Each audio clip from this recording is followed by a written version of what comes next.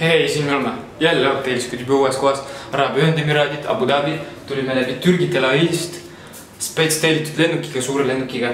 Aga läbi Türgi sellepärast, et tegime metsapeatuse ei saa. Tegelikult oli mingi piirväetamise poliitika, mis pärast ei saanud otse lennuga tulla. Aga näitame, mis tingimustes olen sunnitud elama siin selles hotellis. Telekas, põhiline see internet, tasuta internet, kuid see on nii aeglane, et mul torrent tõmbab saega. Lambike üritasin käima lükata ei saanud, siis mõtlesin proovin vanamoodi. Töötabki vanamoodi. Magic. Proovisin kardinaid lahti lükata. Kaksin ühele poole, teisele poole, ei tulnud kuidagi lahti.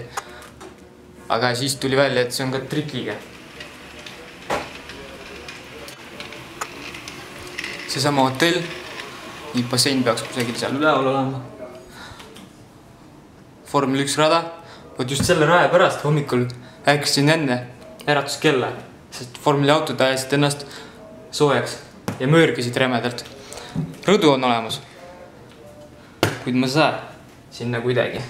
Ma ei pääse lihtsalt. Ukse linki ei ole, siis ma küsisin, miks ei tööta, ma ei saa lahti. Öeldi, et turvalisuse mõttes. Lukshotell. Mis ma ikka sellest hotellist räägin? Lähen vaatame, mis toimub väljaspool, äkki midagi huvitavat on seal. Ta-da-da-da-da-da-da-da.